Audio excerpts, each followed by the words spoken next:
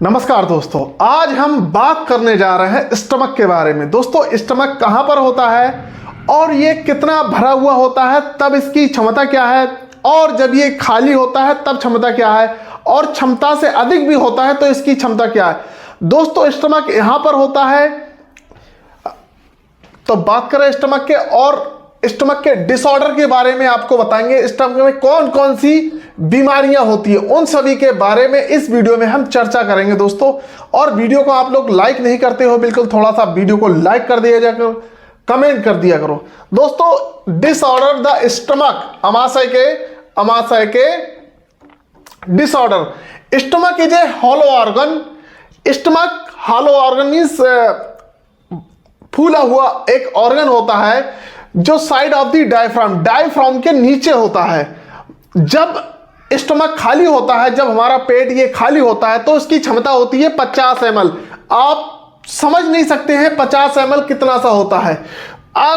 It can expand to accommodate, अगर ये इसमें कुछ भरा जाए तो इसकी क्षमता 1 से 1.5 लीटर की होती है। और भाई साहब, और इसकी कैपेबिलिटी की बात करें, कभी कभी लोग कहते हैं ना बहुत खा लिया और पेट फूला जा रहा है। जब आप हद से ज्यादा खाते हैं तो ये इस और एक्सपेंड होता है और बढ़ता है, तो इसका एक्सपेंडेबल क्षमता क्या होगी, लास्ट इसकी 4 लीटर की हो जाती है क्षमता। आप सोचिए 50 ml से 4 लीटर तक की इसकी क्षमता बढ़ सकती है। आपने इमेजिन भी नहीं किया होगा। बहुत सारे लोगों को पता भी नहीं होता है कि हमारा स्टमक ये जो होता है ये कितने ml इसमें जा सकता है। जब हम इतना सारा फूड खाते हैं, पानी पीते हैं, तो उसको चबाकर च्यू करके वो बहुत ही छोटी अमाउंट में जब पेट में पहुंचता है तो उसकी अमाउंट छोटी हो जाती है। इसीलिए दांतों का प्रयोग चबाने के लिए किया जाता है। जब चबा के कोई भी प्रोडक्ट नीचे आएगा तो उसकी क्षमता कम हो जाएगी।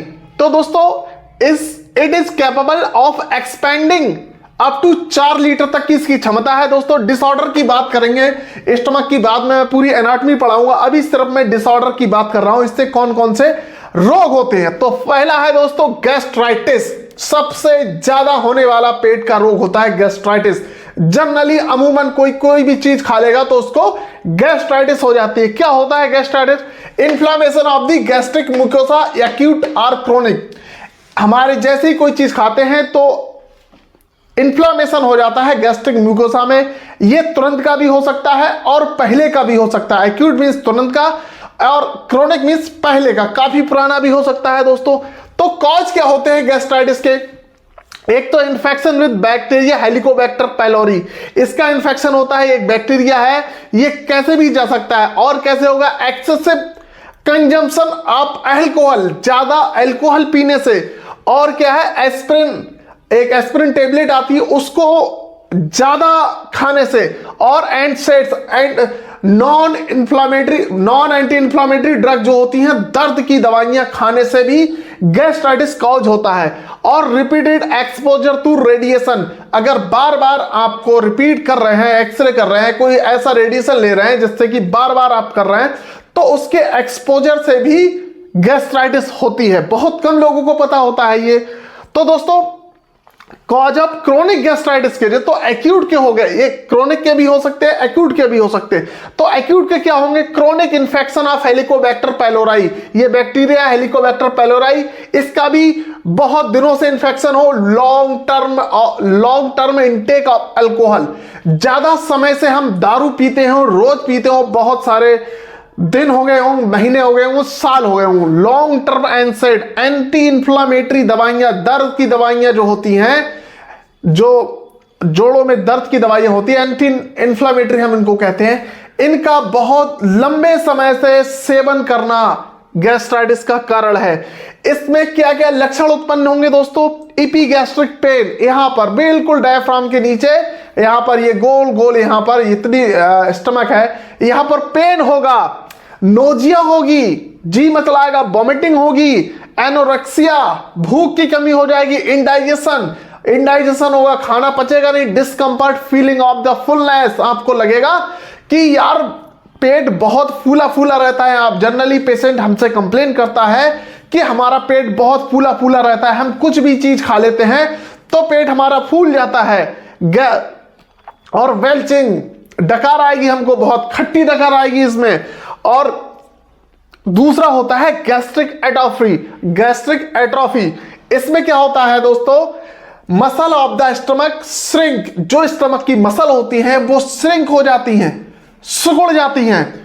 बी क्यों श्रिंक हो जाती है, B gastric gland also shrink, और जो गैस्ट्रिक ग्लैंड भी होती हैं वो भी श्रिंक हो जाती है, सिकुड़ जाती हैं। किस लिए, क्योंकि गैस्ट्रिक जूस डिक्रीज हो जाएगा, गैस्ट्रिक जूस नहीं होगा, आएगा नहीं। तो दोस्तों गैस्ट्रिक एट्रोफी के क्या क्या कारण होते हैं, कारण इसका है क्रोनिक गैस्ट्राइटिस, लगातार हमको गैस्ट्राइटिस बराबर बनी रहे, gastritis. Gastric atrophy, muscle of stomach shrink, B gastric gland also shrink. ये क्या होगा, इसमें मसल इसकी श्रिंक हो जाएंगी और गैस्ट्रिक ग्लैंड भी श्रिंक हो जाएंगी, गैस्ट्रिक जूस की कमी हो जाएगी। इससे क्या क्या होगा, क्रोनिक गैस्ट्राइटिस होगी। कॉज क्या क्या है इसके, chronic gastritis, auto immune atrophy gastritis. और इसके फीचर्स क्या क्या होंगे दोस्तों, बता ही दिया मैंने आपको, इसके फीचर्स होंगे दोस्तों। वैसे तो इसका कोई स्पेसिफिक फीचर नहीं है एट्रोफी का, गैस्ट्रिक एट्रोफी का ऐसा पता नहीं लगता है, पर फिर भी सम कॉजेस नोटेबल में बी एल्कोहाइड्रेट और absence of HCl in gastric juice. इसमें क्या होगा, गैस्ट्रिक जूस की कमी, गैस्ट्रिक जूस में HCl की कमी हो जाएगी, जो कि हमारे गैस्ट्रिक जूस होते हैं उसमें HCl की कमी हो जाएगी। पर सब पेशेंट डेवलप कैंसर, सब कुछ मरीजों में ये कैंसर भी डेवलप होता है। अब बात करेंगे दोस्तों तीसरा इसका, पहला हो गया गैस्ट्राइटिस, दूसरा हो गया गैस्ट्रिक एट्रोफी, तीसरा हो गया peptic ulcer.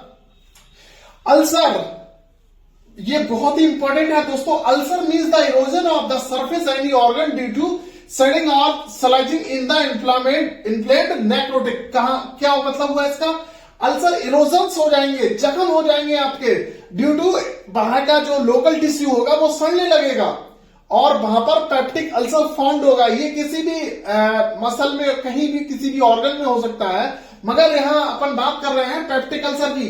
Tissue that line of the organ, जितनी भी मतलब टिश्यू के अंदर की जो ऑर्गन के अंदर की जो लाइनिंग होती है टिश्यू वाली, वो नेक्रोटिक होने लगेंगी, खराब होने लगेंगी, सड़ने लगेंगी। और बॉल द स्टमक ड्यूडेनम, और जो भी इसकी पेप्टिक अल्सर है in the wall of stomach duodenum की सब बेकार होने लगेंगी। और peptic ulcer found in stomach, जो भी स्टमक में ये पेप्टिक अल्सर होगा। और इसके काजेस क्या क्या होते हैं दोस्तों, काजेस होते हैं hyper acidity of the gastric juice, बहुत ज्यादा हाइपर एसिडिटी हो जाएगी, गैस्ट्रिक जूस बहुत ज्यादा बनने लगेंगे और उसकी एसिडिटी हो जाएगी। कंटेंट फिजिकल और इमोशनल स्ट्रेस, अगर आप इमोशनल स्ट्रेस होते हो तो भी गैस्ट्रिक जूस बहुत ज्यादा सिक्रीशन होता है और हाइपर एसिडिटी होती है।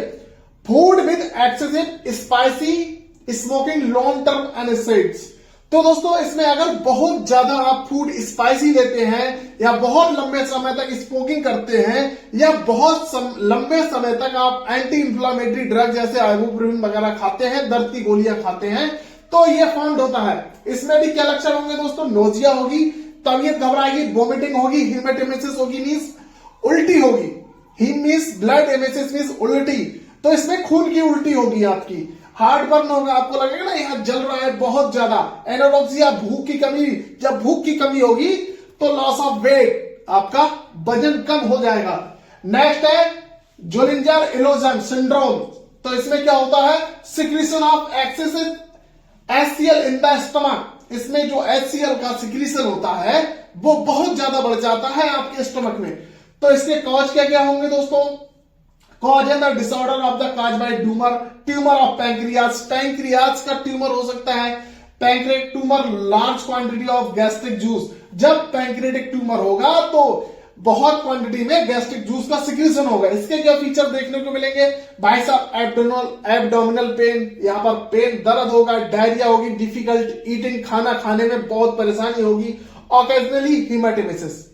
जाहिर सी बात है ये सारे लक्षण होंगे तो खून की उल्टियां होंगी। तो दोस्त मैं आपको समझा दिया इसके डिसऑर्डर क्या होते हैं, हमारे पेट में कौन कौन सी बीमारियां होती हैं, जनरल होने वाली सारी बीमारियों के बारे में मैंने आपको इस टॉपिक में बता दिया है। तो दोस्तों मिलते हैं नेक्स्ट वीडियो में, जय हिंद।